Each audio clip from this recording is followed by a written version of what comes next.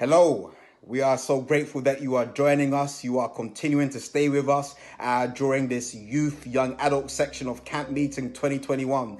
We are excited, and again, we are proud that we are collaborating with This Is Marriage UK to bring real discussions, real life experiences that connect and our young people can relate to, but not just our young people. We know that it's not just the young people that struggle. It's not just the young people that go through things. We all go through things, and when people share their stories, as it will be today, we all can learn and take home something that will teach us, inspire us to do something different, to be better, to pray deeper, to read something, to change maybe a way we are doing things. And so we are grateful that Holly has sacrificed her time to share with us on today. Curtis and Juanita will be leading this process as we look into the issues of relationships and how a relationship that was doomed to fail found life and hope.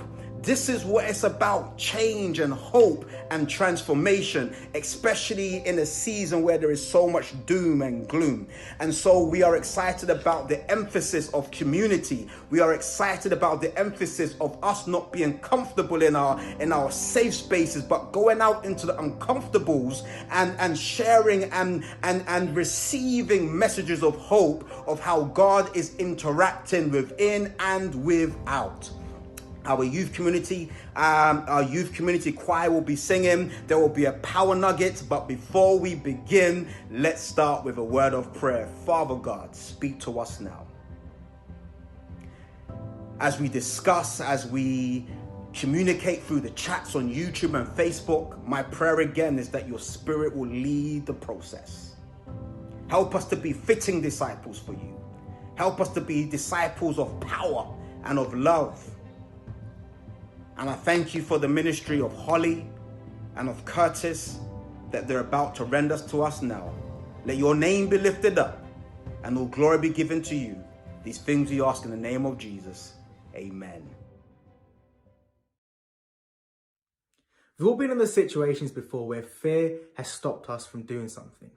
Maybe this lockdown you felt the call from God to start a new project, start a new ministry, but fear has been holding you back. I remember a couple of years ago when I felt the call from God to serve him full-time in pastoral ministry. I felt terrified. And the reason why I felt so scared was because I didn't feel like I was good enough. And I couldn't get over the fact that God would want to use someone like me to serve him. But I remember very clearly one night, God's voice came to me saying, "Stephen, it's not about you, it's all about me." And it's with those same words I want to encourage you today. So walk out in faith, walk out in power, and don't let your fears stop God from using you. To everyone around the world, we came to tell you that you're never too far, that his love can't reach you. So today, we want you to join with us and sing this song. You know it.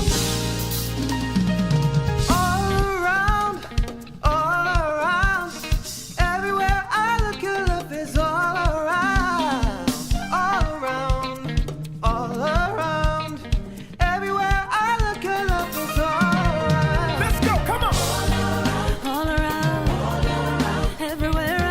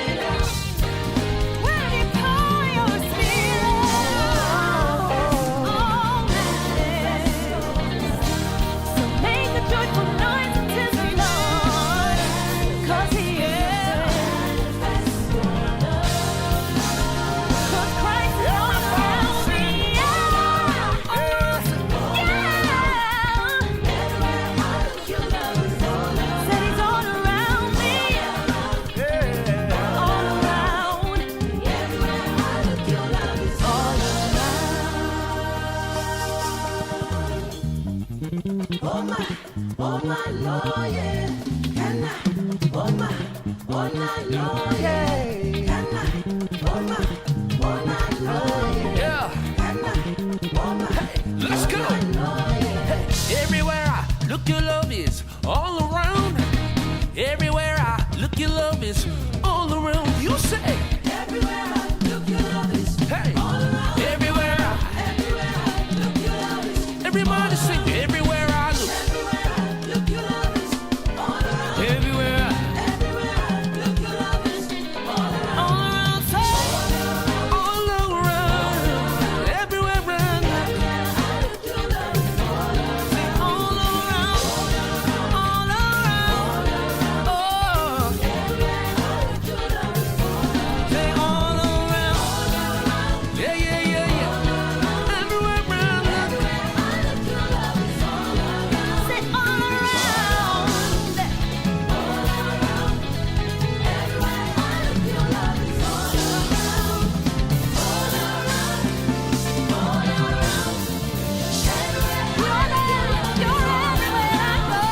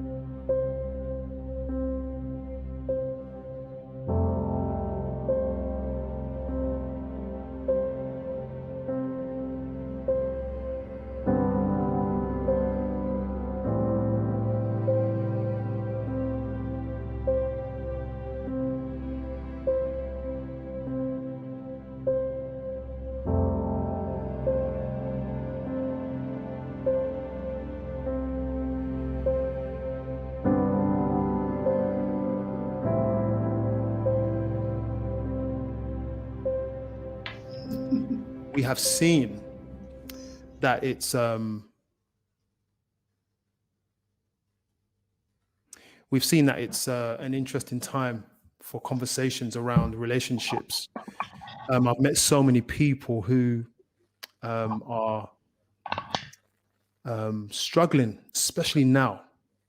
Yeah. And one of the things I've done is always make sure that we've gotten people on the show who are able to articulate their journey, guys, to articulate their journey through relationships, especially in this time. But this time I don't think is any more important than any other time. It's just, we're screaming for it now because we recognize how challenging it is. We live in a confusing time because there's so much information out there. We're trying to make sense of the journey. So thank you for migrating over, guys. We have Holly happily ever _RT on Instagram to share some game-changing mindsets to really turn our relationships around. I appreciate your time so much. Thank you. I appreciate being here. Yeah, sure. And I'd love you to just share with us what you do. Okay, so this is still a relatively new thing for me. So about 5 years ago or so, my husband and I had a massive relationship breakdown, for those of you that don't know. And that prompted me to sort of take massive action to try and get our marriage back. And one of the big upshots of that for me was that I was just completely not only thrilled with the results we got, but also I was absolutely fascinated by all the stuff I was learning. So all the psychology, all the neuroscience, all this stuff that was kind of brand new to me, that was all really exciting. And I think over the years, it became clear to me that this was where my passion really lies. This is what I wanted to do. So essentially, I have now decided to do this full time. I've set up a relationship training course, which is like an 8-week course, basically, for you to learn everything that you need to know to turn your relationship around, basically to do exactly what Andy and I did. And yeah, that's literally where I am now. So like I say, still relatively new, but it's all really exciting. I'm incredibly excited about this journey, and also, you know, being able to give something back. I think I was very much for my whole life involved in a career where I really didn't feel like I was having any sort of particular impact on the world, and actually this is a way to make a real measurable change in other people's lives that does a lot of good. So that's kind of really high up on my list there. That's powerful. I'm going to throw some questions at you. You go for it. I know you can take it. I think I'm going to start off with this comment, actually. I think it is surprisingly easy to just trudge through marriage 10, 20, maybe 30, 40, 50 years in a mode. Yes. Without like knowing what do I do that's new? How do I change the mode of our operation? How can I reclaim some of that passion that we started off with? How can I, is there a possibility for me to love more? For me to see more sexiness in my partner? For me to transform our sex and love life? Is there an opportunity, is there a possibility after 20 years? So I've been married, I'm coming up to, I think it's 20 years, it's 20th year. And it's been that long that I'm having to count. I'm coming to 20 years this year, still wearing a hoodie, imagine that. And I'm asking you from Curtis to Holly. Yeah. Is it possible for me to take my relationship to another level? Is there something that I could be missing? Yeah, 100%. I mean, I think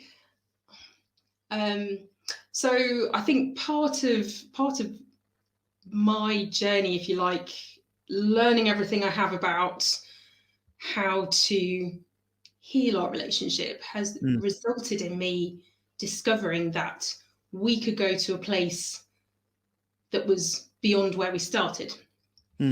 And, you know, a lot of things I've learned focus on personal growth and development. And as human beings, we're happiest when we're growing. We're happiest when we're advancing and changing. You tend to find when the rot really sets in when people are sitting there like feeling frustrated with their lives because it's kind of stuck. So, you know, and you Curtis, you are a dynamic being. So you're a different person now to when you got married. You know, Juanita's a different person now to when you got married. It's true. You're different people. Like none of us stay the same. We all grow, we all change, no matter what's going on in life. And some of us, you know, if you tend to change more in response to stressful events. So if something big's happened in your life, you'll probably go through more of a growth spurt at that point. But the potential is always there to change. It's a matter of coming to that point where you want to change. And I think that's the thing. A lot of people, and we'll kind of get onto that a little bit further actually, because wanting it's not enough. This was something we were going to talk about. But in the first instance, recognizing that you feel something needs to change, and wanting that change, that's sort of the seed where you're going to know, right, things have got to move on. And then at that point, you're able to start looking to make those changes. Sorry, I'm fiddling with the phone. I'm so sorry, so rude, but I'm trying to make sure everybody still gets some of what you've got. So I'm still listening to you. So I think, if I think change is available if you want it. You can always do something differently. If you don't like the results you're getting, you do something different, don't you? Like, I know you're big into your health and fitness. Ish. Ups and downs. Yep. Lockdown's gonna make that a bit of a but same principle applies, isn't it? If you don't like the results you're getting, you make changes, don't you? So what would you say to someone who said, I've tried everything?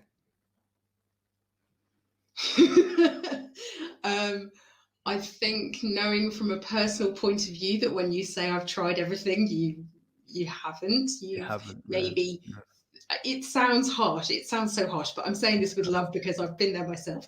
When you go, I've tried everything, it's that kind of like, I might have thought about a lot of things. I might have bought a book. I might have watched a couple of videos on YouTube. But doing that and actually 100% committing to the process of change, it's a different thing. Yeah. Which is why I think mindsets are so important, because something I've sort of come across recently is, I think you can really want something. Like we all want to be rich and we all want to be, looking like film stars, but wanting it just isn't enough, is it? And that sounds very simple when it comes to, say, your health and fitness. That you can want to be thin all day long, but if you don't get off your ass and go for a run or eat properly, or it's just not going to happen. But same applies in relationships, and I think I feel the need to say this because I don't think we look at relationships in that same way. I don't think we think of them. It's kind of like I just really want my marriage to be better, and just wanting it is not gonna get the results. No. So if we start off with you, what I want to do is squeeze this in an hour. Yep. And I say squeeze not because we're going on. It's because there's a lot to say. Yep. And we're going to make sure that you have some tools, guys, by which to make change. Is that fair to say? I believe so, yes. Yeah. So I want to, if that's all right, go to yourself. Yes. And I might relate to you depending on how much I'm prepared to expose, right? about my marriage. But was there a time for you where, and you can start the story wherever you want to, was there a time for you where it seemed like it was pointless and hopeless?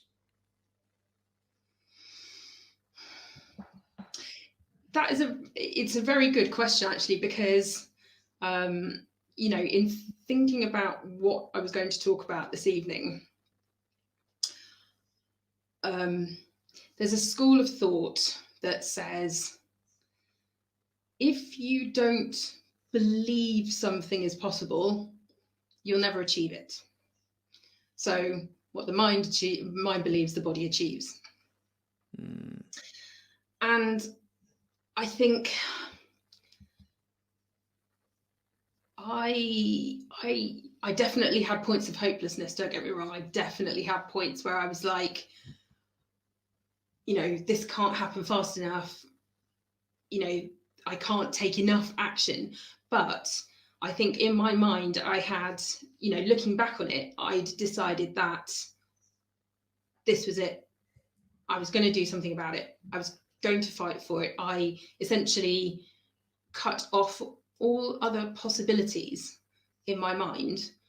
So I was like, this is worth fighting for. I want this to work. I'm going to do something about it. So when I was sort of thinking about this, I was like, because I definitely come across people who, like I say, they really want a better relationship. They want things to be better. But fundamentally, when it comes down to it, when you dig a little bit deeper, there's a lot of There's a lot of things in their mind that say, he's never going to change. She's never going to change. It's been like this for 20 years. And So it's like we're sabotaging that process of yeah, possibility before even initiating. taking the action, you're talking yourself out of it. And, you know, we as humans, we're amazing. We can do this. We can make excuses all day long. We can find excuses anywhere you want. But I think there has to be a point where you cut off any possibility. So, for example, you know, if you decide, right, I'm going to learn what I need to do in order to change my relationship, that is, of course, that's taking action, which is fantastic. But learning in itself is not enough.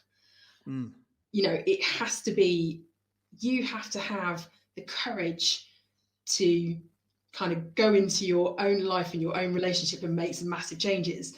And that is very much, you know, I think, you know, most of us have heard the phrase, feel the fear and do it anyway. Sometimes, yeah, it is. It's literally digging deep and going, yeah, I'm really scared of the reaction I'm going to get, or I don't know if he's going to shut me down. I don't know if he's going to walk off. I don't know if he's going to shout at me. I don't know what's going to happen, but I need to do this. And it's quite a scary thing. And I think fear gets the better of people.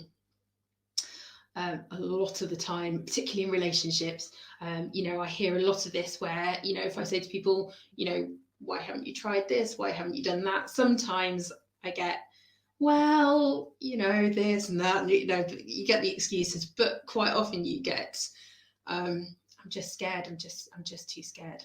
And fear is a very, you know, a very big obstacle for us to overcome in relationships, when particularly when your relationship's in crisis or it's in a bad place. So That's I think powerful. it's a hurdle, basically. So the first thing we have to do is, and I'm going to try and edit it on the screen as we talk. Ooh, look at Yeah, you. this is, you know, technology. It's so technical. Step one, we're going to say, be courageous. Feel fear and do it anyway. Hope I've spelled it right.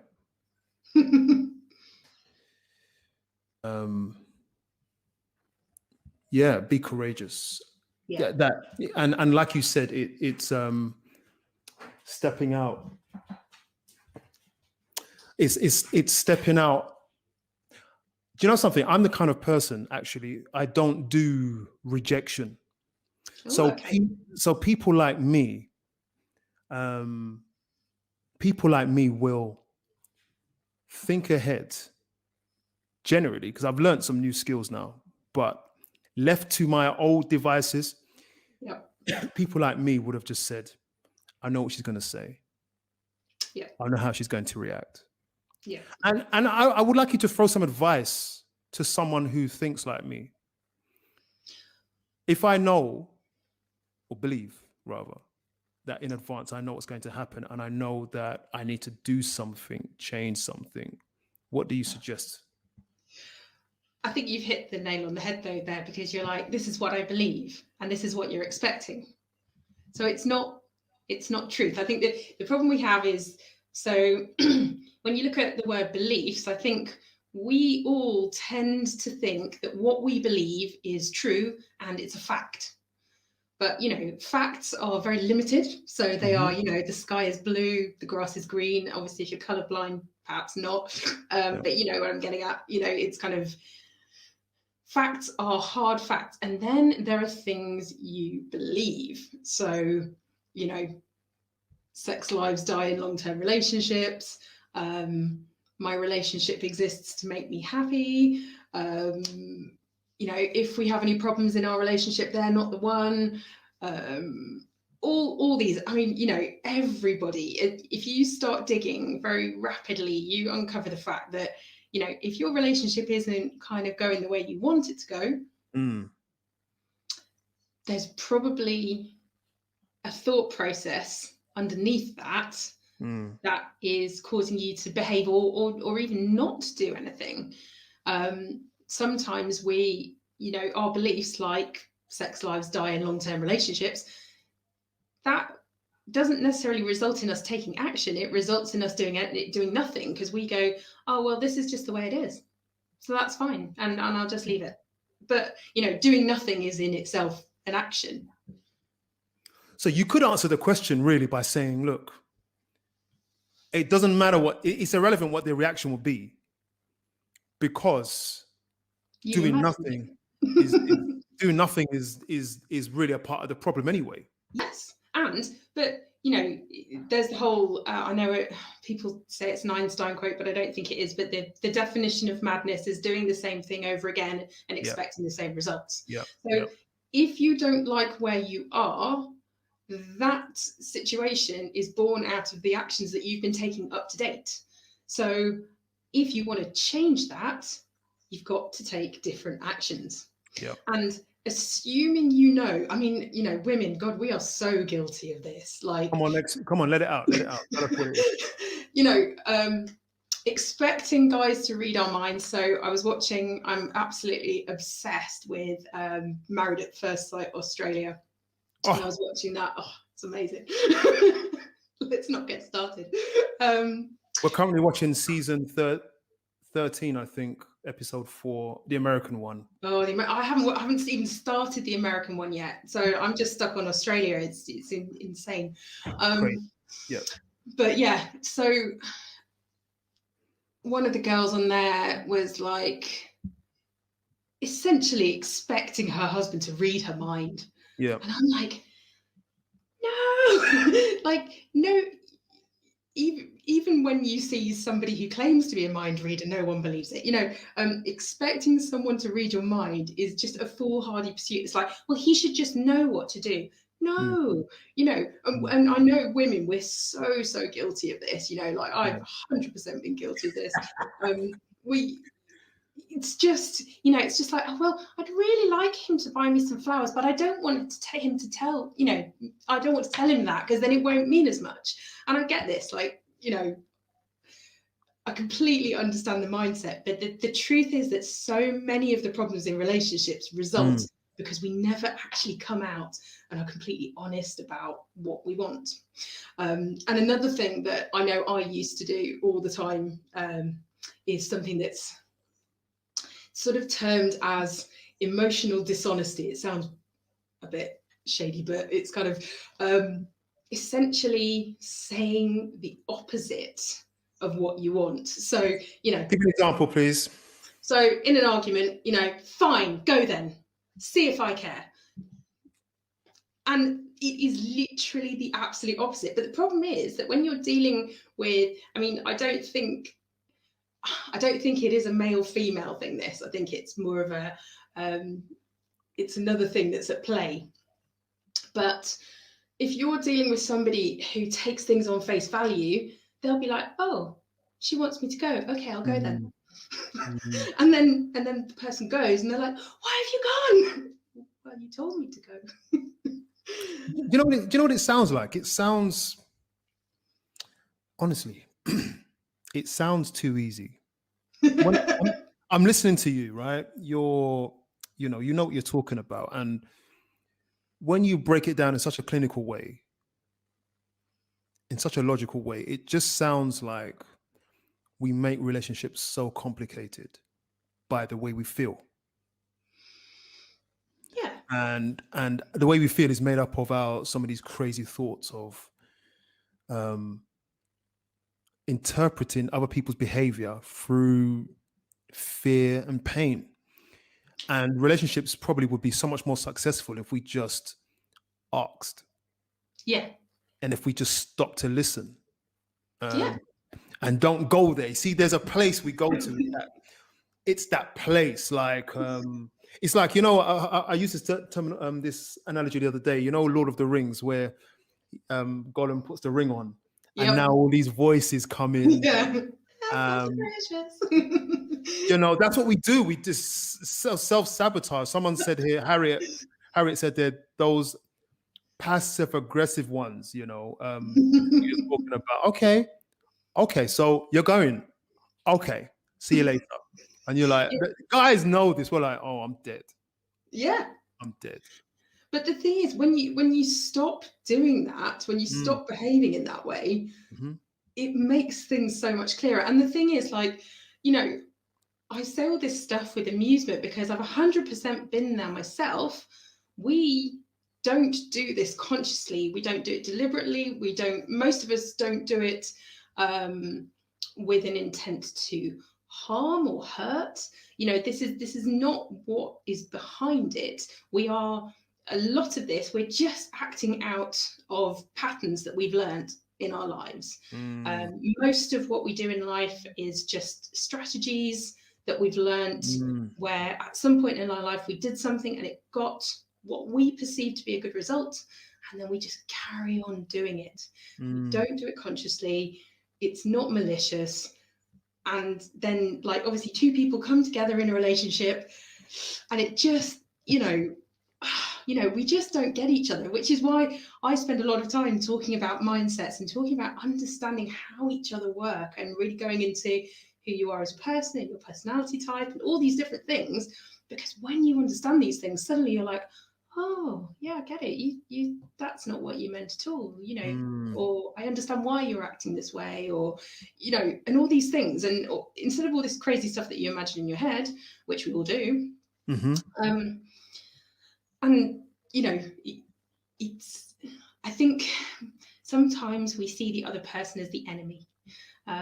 We see the other person as sort of deliberately behaving in a certain way to upset us, or, she's doing that to annoy me. It's just simply not true. We're just two unique human beings who are, who've come together. We're trying to love each other, and sometimes you just need a bit of help to do that a bit more successfully, I think. Okay, so we have a couple of questions here. Lovely. Yes. And I think, Harry, I'm going to come to your question.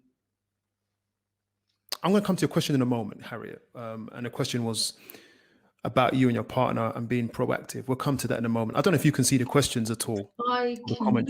No, don't worry. Yeah, I've got them here. Okay. A question is, where is it? How can you be a better team player? So just before we go on, I know that what it is, sometimes, guys, I might have a conversation with the guests and sometimes we prepare stuff to say, but I also like to kind of prioritize the questions as well. So go ahead and answer that question if you would, Holly. How can you be a better team player? From Odeon, sorry. Yeah.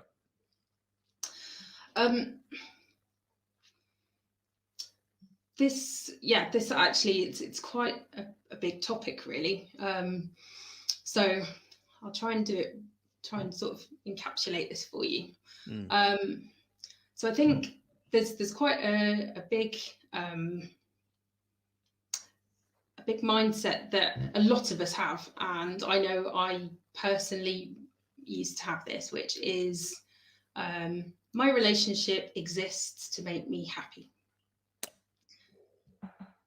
And it's kind of, so you get into a relationship, you're in love, everything's great, you're like, oh, it's lovely, and this person makes me happy, and and it's not a conscious mindset. It's just kind of, it just kind of runs in the background. Of, you think this relationship exists to make me happy, and then one day it doesn't make you happy, and then you're like, well, what do I do? And a lot of people just at that point, they obviously just quit, don't they? They just like, oh, screw it, it's not making me happy anymore, I'm out. And obviously that doesn't quite work. So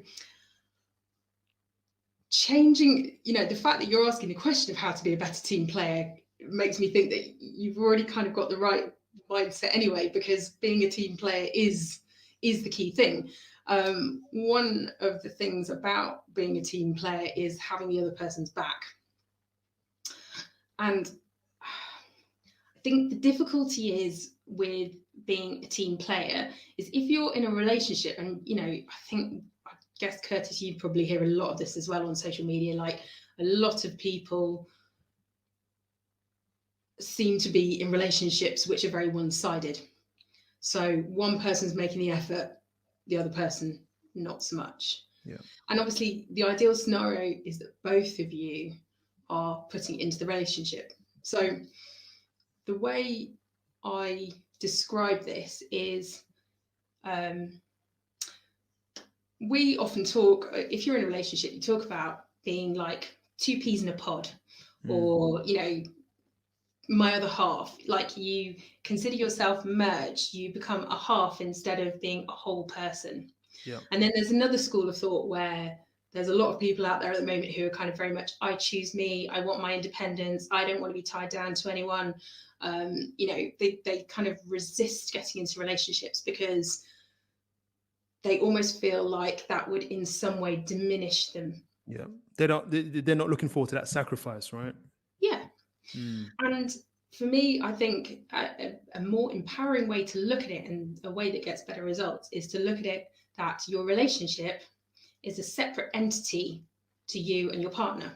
So essentially there's three elements to your relationship. There's, two me's and one we in the middle. And what you find is your relationship's a system. So if you're both putting into this relationship, the relationship also gives back to you. But obviously, if only one person is putting in, that can only work for so long. The system will not work. Essentially, what you're looking for is this nice infinity loop where both of you are inputting and both of you are outputting.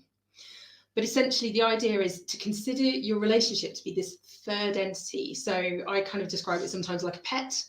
So, if you've got a dog, you've got to feed the dog, you've got to walk the dog, you've got to cuddle the dog, you've got to love the dog. If you don't look after the dog, what happens? Nothing good comes out of that. So if you sort of, instead of looking at your relationship from a point of view of what am I getting out of it, or what are they getting out of it, if you can try and look at it to say, there's me, there's my partner, and in the middle there's this other third thing that I need to continually invest into in order to get the results I want. And the results I want is a good relationship. So in order to get the good relationship, you have to keep putting things into it and investing the time and the effort, and kind of continually thinking, the more I put in, the more the more good comes out, the more good comes to me, essentially. So it's giving in order to keep your relationship going, and giving in order to make your relationship a better place to be. But I guess the issue with that is obviously, you know this, Curtis, in a relationship, sometimes one of you can't give, something will happen, which means, all your focus, all your attention, it might be a bereavement, it might be you're starting a new business. It doesn't really matter what the event is. Something happens that means that you can't give. And at that point, your partner will take up the slack. But if it's 20 years of one of you putting in and one of you not putting in. Hey, you're hitting the nail on the head in a massive way. And this is a big part of, whenever I talk about relationships, this aspect is so important, because sometimes for a few years, someone's going to give more than the other. Yeah. Sometimes, and that is marriage sometimes, so it's true what you're saying, and what you're saying about having someone else's back, having your partner's back, meaning in my opinion, I'm waiting for them to fall so that I can pick it up. That's my mindset. And that is I guess I don't want to put words in your script, but that is a game-changing mindset to say, if I'm here for when you fall, and you may fall not for a week or 30 days, but you may fall for years, can I hold you up? Not everybody's prepared for that. But sometimes that's what it is that makes it work. Unless you finished, I've got some crazy comments going on now. Cool. I was going to say, sure. There's having someone's back can be the small things as well, though. Okay. So it can Yep. be something like, you know, you come home from work, like I could come home from work and be like, oh, you know, so and so said something and it totally sabotaged me. And if my husband took the side of the other person and not my side, That's a but problem. this happens. Like I can see your face, like what? That's But a problem. this is something that like, because I think, you know, sometimes when you know a person really well, you might make judgments about, you know, you might be like, oh well, babe, did you do this? Did you incite them? Did you rile them up? But Yeah. having someone's back comes in lots of different formats. And, you know, again, if people are watching Maths, the amount of craziness that goes on there. There are all these girls who are starting fights and expecting their blokes to stand behind them and have their back. And I'm like, this challenges my views about about whether you can have someone's back, because these girls are like going completely rogue and expecting guys to back them up. And I'm like, you're pushing this definition like to the furthest degree. But in a general sense, in a relationship, having the other person's back so that they know that if they need you at any point, you are available to them. And that sounds like a very tall order. But knowing That's what it is. that, yeah, whether it's a phone call, whether it's whatever, that person is prepared to drop what they're doing and be there for you. And having that knowledge. So you know what? We've got a question that actually stems on is maybe part 2 of the question from Harriet, which is, and it's a personal question. Was your partner as proactive in repairing the relationship as you were, or was it one-sided? Because it can be like that sometimes. It's 100%. I mean, like in most cases, one person is far, far more invested in the process. And because of the nature of our marriage problems, I mean, basically, Andy turned around to me and said one night and said, I don't love you anymore. You know, it was just kind of a sort of a bit of a bombshell event for me. And no, for a long time, he was not invested in that. Or at least I felt like I was doing a lot more than he was. And it's quite, it is a difficult mindset to get your head around, because sometimes I know people who, you know, it's kind of like, well, if he's not going to work on it, then neither am I. But the problem with that mindset is if neither of you are doing anything, nothing will happen, nothing will change. If I drop the ball when I have my relationship problems, I wouldn't be sat here married today. We'd probably be divorced, because he was not in a place emotionally to do what was needed. And I think sometimes we focus a lot on what the other person is or is not doing, but fundamentally the only person you have control over in your life is you. So you basically just have to stay in your lane, decide what you want and what you are going to do about it. Because there's so many reasons why people behave the way they do. And this is something that I teach a lot about, because once people understand that, they don't feel they're like, oh, I can see why he wasn't ready to do that, or he didn't take the action, or he's not necessarily in the place to do it. Once you understand more about your partner, you understand why they might not be chomping at the bit to make things better, but it doesn't mean they don't want to.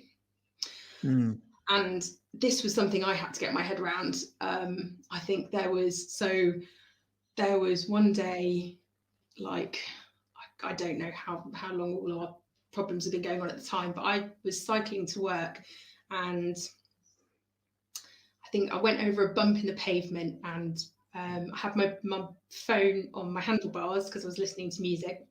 And as I went over this bump, like the phone jumped up, and I kind of, without thinking, I kind of leaned forward to grab the phone to stop it from falling. And as I did, I hit another bump, and I just went like whoosh, over the handlebars. And like it was all really messy. I like landed like square on my head, and as it so happened, I basically did this pretty much outside where my doctor's surgery was. Well done. And I know it's good.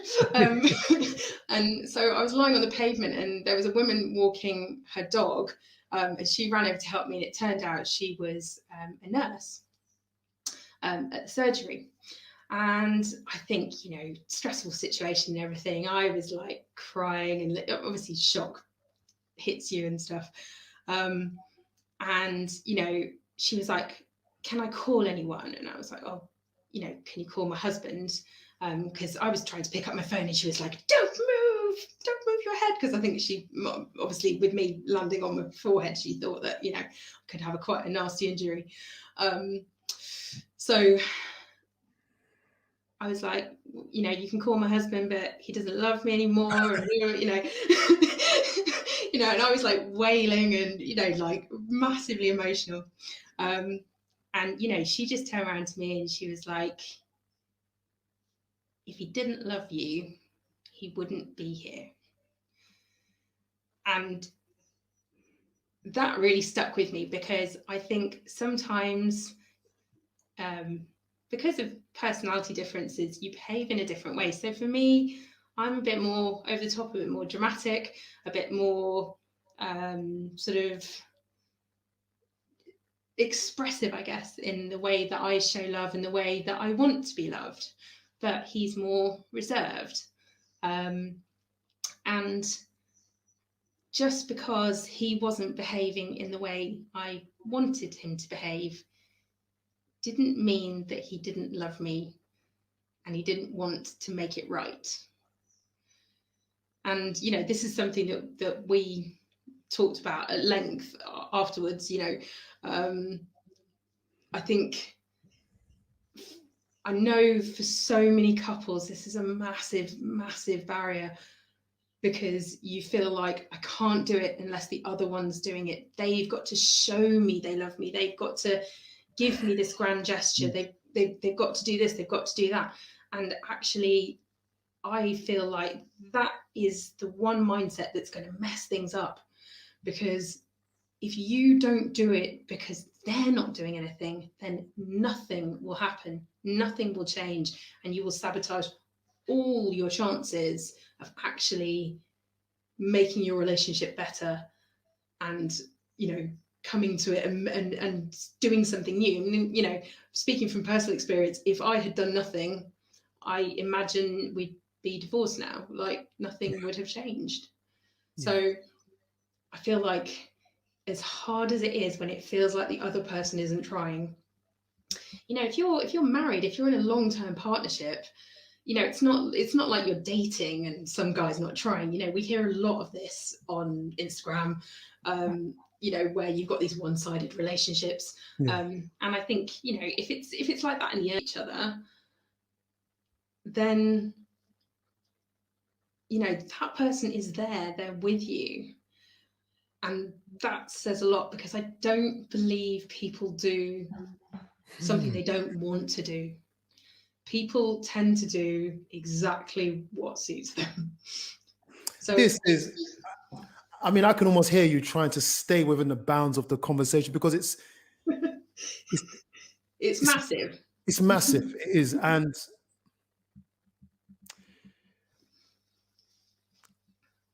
we have to kind of be careful what we absorb over time from media, books and videos and movies. What we're talking about here today is what it is. Yeah. And I love where you're coming from. Sometimes, you know, actually, going back to Harriet's question, I just want to make a point I forgot to make earlier on, was that this doesn't speak ill of your husband's character at all. No. Something interesting you said was, and you know what, this is how I trust you. You said something earlier on, which was in the limits of his ability at the Yeah. time. So you will always get someone who's given a little bit more than the other. Yeah. Doesn't mean it's going to work, but it's how you stay there. You know what I mean? And then you said, obviously, earlier on in summary, be courageous, step out, say what your heart's saying, think about it before you speak, but say it. Have a communication about it. And then now you're saying at the same time, the other person might not be ready to move with you or might not instigate or have even the same mindset. Go ahead, sorry. But that doesn't stop you from taking the action. You know, the Right. being courageous is still you taking action. You know, Yeah. you understanding that the other person is not in the right place. And that is, That's it. honestly, that's true for probably most couples who are in crisis. That is going to be the situation. That's the truth of it. You know, there's going to be one person who feels like they're giving more, who feels like they're doing more. That is it. Lovely. And the reason I can say wholeheartedly that Andy wasn't in the place to do it is obviously with the benefit of hindsight.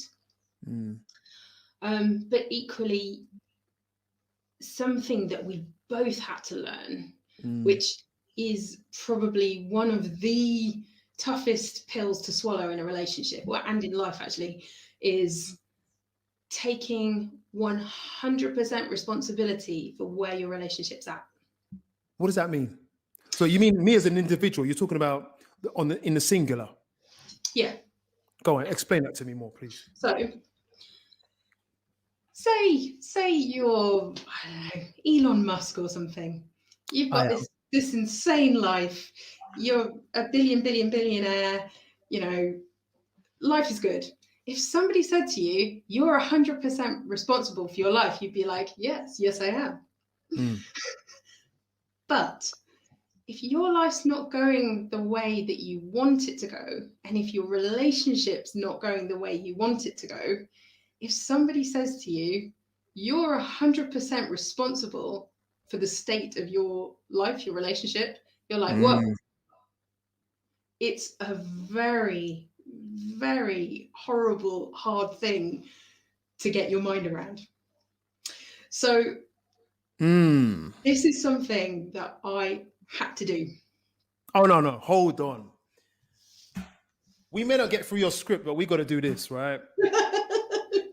All right. I'm in 100% agreement, but I want to be really clear about what we're talking about. Yep. Before I come to quantum vortex energy and their comments, right? I don't know if you can see. It's a commentary. You can't see the comments. Don't worry. All right, sorry. I wish you could see my screen. You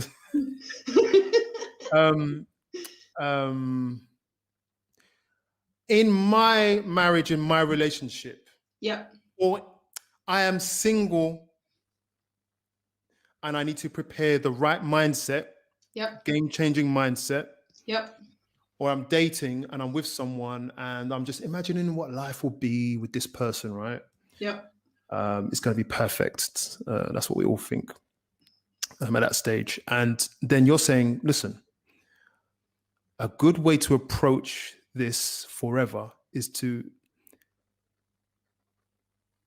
have the mindset that you are responsible for. Would you like to finish my sentence, Holly? You are responsible for your reality. So, but there's two of us. Yeah. No. You have to take. Right, there's two of us. There's two of us. Okay. You forget that the other person exists for the purpose of this mindset. So I like to treat this like a little exercise, and because we're all used to them, you treat it like a filter. So treat it like a filter that you use on Instagram. Essentially,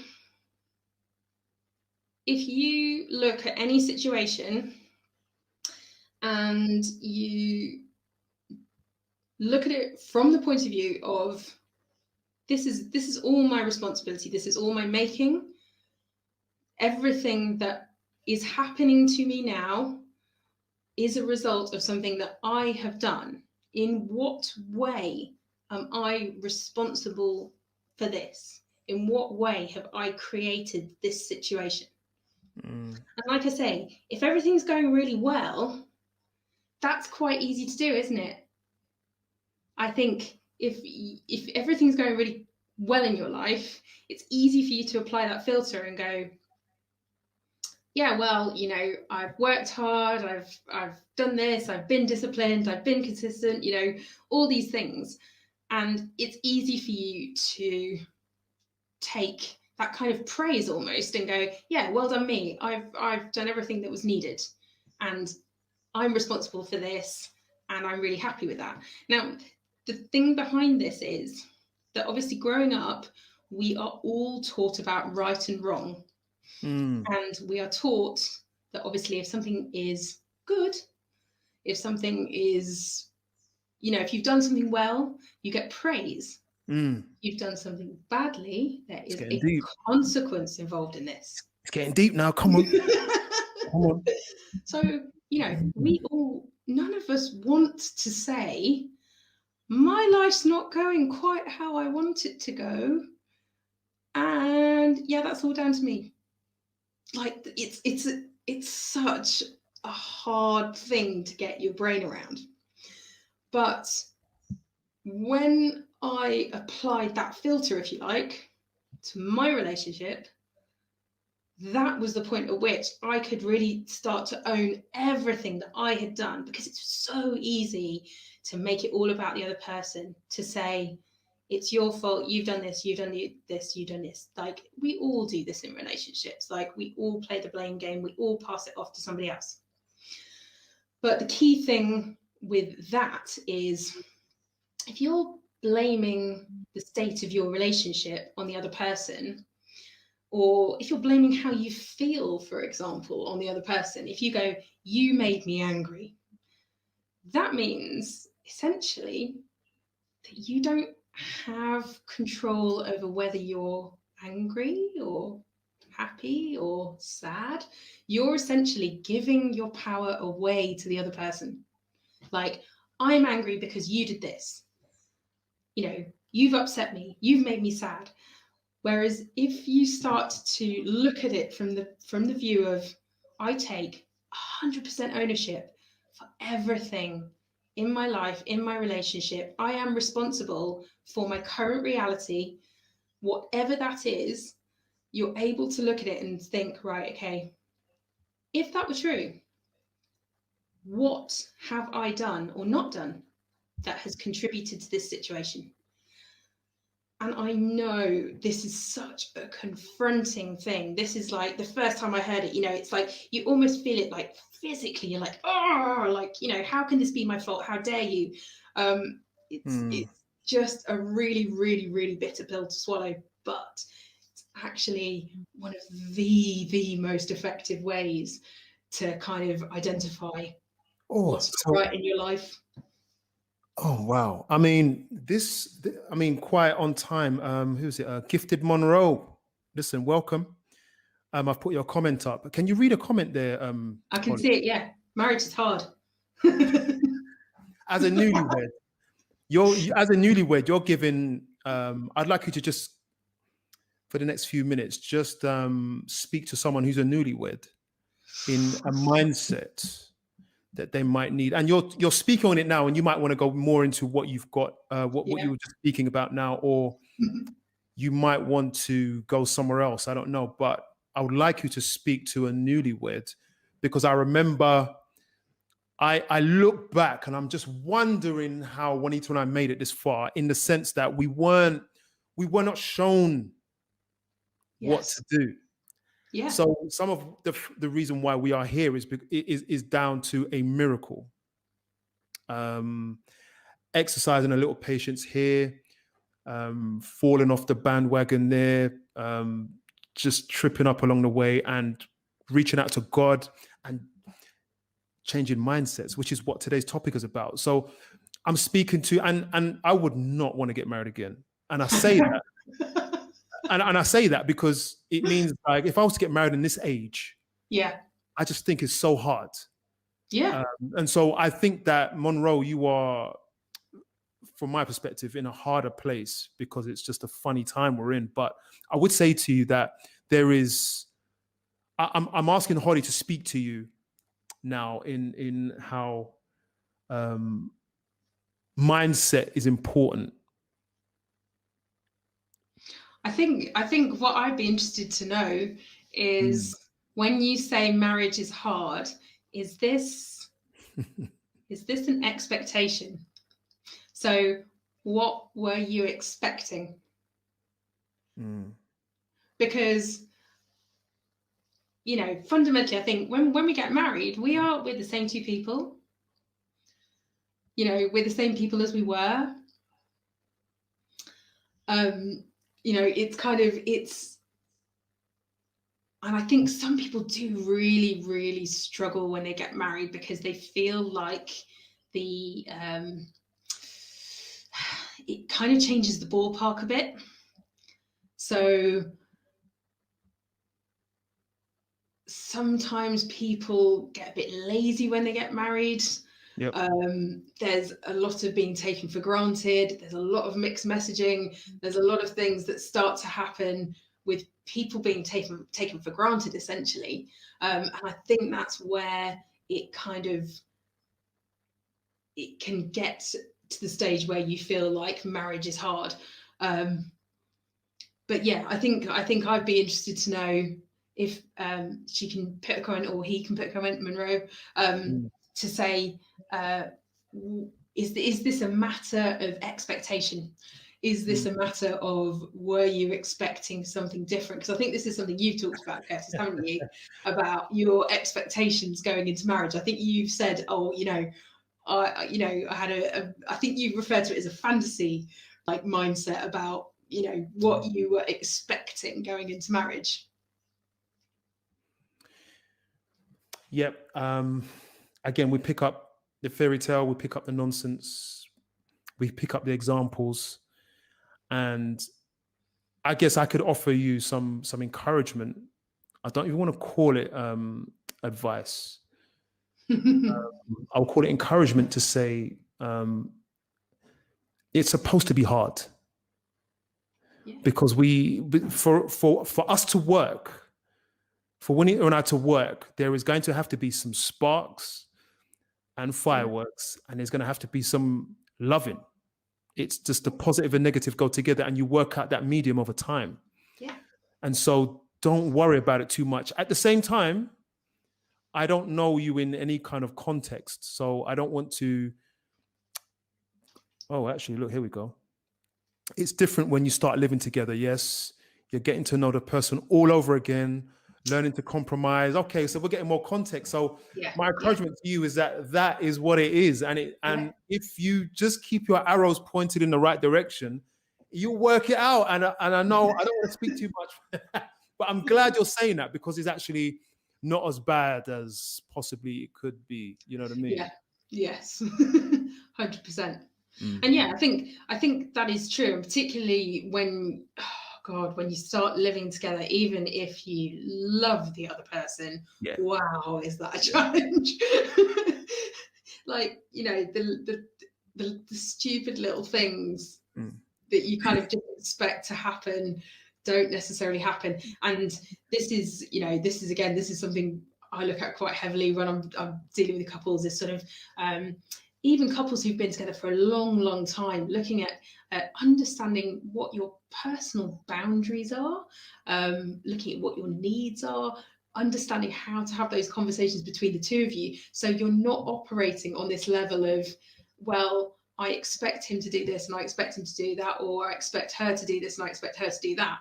You know, you can have a conversation where you iron all this stuff out. You know, it's going to be a big conversation.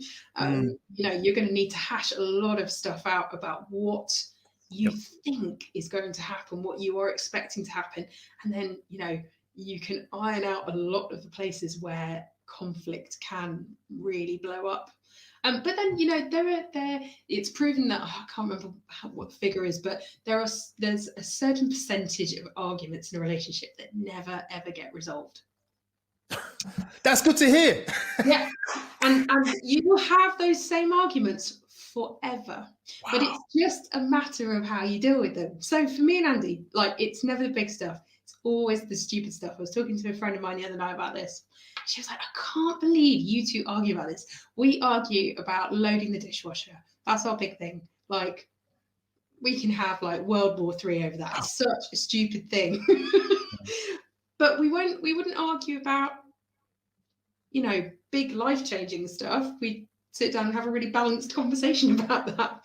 You know, That's really good. That is interesting to hear. Yeah. And that's actually encouraging and gifted. Gifted. I just want to say that we honest, no matter what we see with our eyes, we're looking at everybody else and seeing, oh, they're struggling, or we might be looking at the social media version of people. Yeah. But the version that of what we think marriage should be when we get there, I just want you to know that it's perfectly normal to have all your expectations dashed in the bin. You're okay. And unless you're saying, I don't love him and he doesn't love me, Yeah. it's okay. It's all good. Yeah. You sound like you're doing perfectly normally fine. Yeah. And that is a massive point there, isn't it? Like, Curtis, the fact that I hear this a lot from people where they're like, oh, I'm so glad to have found somebody else who's going through this. We all go through this. I'm not sure that there's a couple on earth. Like, there's some couples that I think are amazing and inspirational, but by their own admission, like Will Smith and Jada, for example, they talk extensively about all the stuff that they've been through, all the work they've had to do to get their relationship to where it is. Yes, they've got a fantastic relationship now, but it has come with graft, it's come with effort, it's come with commitment, it's come with, you know, not quitting at the first sign of trouble. And you know, that's a massive, like, it's one of the things that gets me so much, like, on social these days. So many people, it's like, oh, you know, it's basically the I choose me mindset. Like, if something doesn't please me, I'm out. And I'm like, I don't believe you can go into a marriage. If you love someone, you know, you can't just call time on it when it doesn't suit you anymore. No. And the fact that you have conflict, or you're struggling to get used to the way that they are, they could be properly messy. Do you know what I mean? Yeah. They could even be unhygienic, lazy. It does not mean that you will not work. It doesn't mean that you will not work it out. You have to have a level of patience that doesn't necessarily have a sell-by date. And like you said, Holly, and I'd like you to, you know, in our closing seconds, whilst we're on that vein, just summarize a couple of the points. I think you've made mostly two main points. Just summarize a couple of the points. And I guess in a way that leaves, because I think as we saw with Gifted, she says, yay, thank you. So she's been brought down to earth now. She's not in a corner crying her eyes out saying it's not working, but you know, it's not. And I say that tongue in cheek, but just to summarize for us, the mindset that we need to survive. Yeah. To survive. I mean, well, my two big things that I think have made the biggest difference, I know for me personally, and also for couples I work with, are the idea of what you give to the relationship is far more important than what you're getting out of it. If you're giving, then almost naturally you're getting back. And actually, there's an incredible amount of joy and love in giving. So that is incredibly fulfilling in itself. But essentially, giving to each other, giving to the relationship, is one of the most powerful things you can do. And the other massively, massively powerful thing, and I know this is a real, like, you have to, like, you know, twist your brain a bit to get your head around it, but is essentially owning everything. You know, own your thoughts, your words, your deeds, your actions. Understand that you alone, and as long as, like, the two of you are in the relationship with the same mindset, this is the thing, then it works beautifully. If, you know, if I have this mindset and my husband has this mindset that we are both 100% responsible for the success of our relationship, then we have automatically put ourselves in a position where we want to make an effort, where we're like, I know it's up to me to make it work. And, you know, I'm thinking this and Andy's thinking the same thing. So he's like, I know it's up to me to make it work. And if we're both thinking that same thing, if you're both going in with that same goal of I'm putting into it, I'm responsible for it, then the results actually come naturally. I would almost say, I would dare to say, I think if you're both putting it in and if you both feel that it is your responsibility and not the other person's responsibility, then you will get better results fundamentally. Now, that is, what I heard from you tonight is more than I expected, to be honest. And you never fail to kind of, I don't want to understate you, but you never fail to bring it. Should I put it that way? So I thank you so much. And look, before we go anywhere, guys, Holly, you run a course. Let's go back to this course. I do. Yes. I don't want to hear how new it is. I want to hear, because you've actually run the course before, so it's not like it doesn't work, but you've developed a course. Guys, you've heard what she's about. She knows what she's talking about. Can I hand it over to you to just tell us what you do again and where to find you? Go ahead. Sorry. So, yes, I've created an 8-week, what I call relationship training. And I call it training because rather like if you hire a personal trainer, the personal trainer can explain to you what you need to do, but they can't do the jumping jacks for you. So I want people to be in this mindset that this is not about passively learning, it's about actively getting in there and changing your relationship. And the goal of the training really is, if you want to heal your relationship, if you want to save your relationship, if you just want to improve your relationship, you know, maybe you've got a couple of long-term relationships behind you and you're like, oh, I just want the next one to be better. But it's essentially aimed towards couples. Now, I do say people can do this even if they're the only one trying. So Harriet, this may be for you. You know, you can turn your relationship around. And in fact, if you have the mindset that you can turn your relationship around, then that is indeed exactly what you will do. But the relationship, so it's basically an online training course that takes place over the space of 8 weeks. If you purchase the course, you get lifetime access to that, because obviously we're in this for life, guys. You know, and it's something that you can refer back to over all the challenges that just invariably crop up over time. So during, you know, an 8-week span of learning how to change your relationship, not everything's going to crop up in that time, which is why we like to give you the access forever. So you can consistently grow and level up, essentially. And I'm doing a bit of an offer at the moment. So for anyone who signs up to the mailing list, which you can sign up to the mailing list at my website, which is hea-rt.com. So happily ever after relationship training, you can get a big discount on the course at the moment. We're going to start the next course. Tell us the website again. hea-rt.com. Happily ever after relationship training.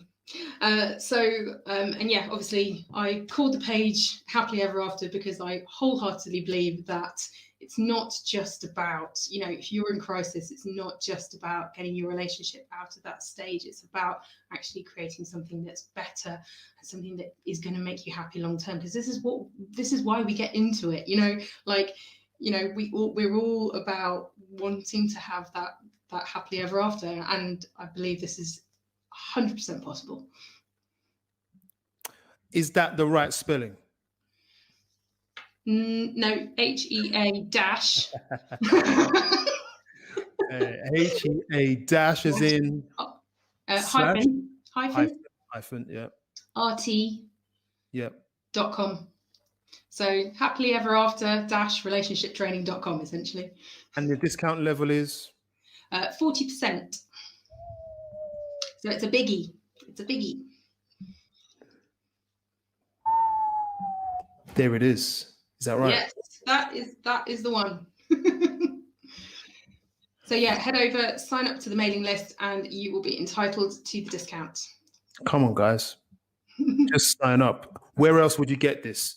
I've you know, guys, you've heard. I mean, some of you may have heard Holly over. It's coming up to a year.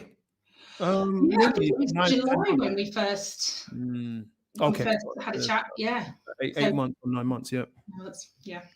and she knows what she's talking about. And hey, I guess if you tell her on the website that you were on this live, Yes. then that's where you get your 40% discount. Now's the time to do it. There is no point in anybody. One thing I always want to say to people is, if you buy, what is a saying we have in our house, if you buy cheap, you buy twice. And what that means is stop trying to cut corners. Sometimes we have to invest in our future and not beat around the bush, or just hopefully pick up things for free all the time. Invest in yourself. It's very easy to enter relationships. It's even easier to get married. It's so easy. But I guess when we prepare, go ahead, Holly. The average cost of a divorce, if no property is involved, I believe is something like £12,000. So, you know, I feel just from that point of view, investing in your relationship, but not only that, investing in your relationship because it saves you all this horrific emotional heartache that we all put ourselves through. I'm just the same, you know, we all put ourselves in this position where we're suffering and we don't need to. There is a different way. There is a better way. Yeah, absolutely. Thank you for your time. It's a pleasure. Thank you. Thank you for your time. Guys, we are back tomorrow with how to develop unity with Pastor G, PG London. Check the poster out on our Instagram page. This is Marriage UK. Go to Holly's page, HEA. Well, it's there on the screen. I'm not going to try and my phone is in the way. Go to This is Marriage UK to find out what's next. We are on tomorrow night at the same time. Actually, I think it's 8 p.m. actually. We will be on talking about how to develop unity. We're going to go deep as we do all the time. Please share this video. Yes. And please subscribe to the channel. Let people know what time it is. Let people know what they can access. This is a time of, this is an interesting time in COVID. We're about to discover how fatal this lockdown has been on the population. That is why we do this show. So please share it. Share it to your heart's content so that people can just get life. Yeah. And again, once again, I just want to thank you, Holly. Guys, we'll see you tomorrow. God bless. Take care. And I'm just going to click the end broadcast button right now. See you later.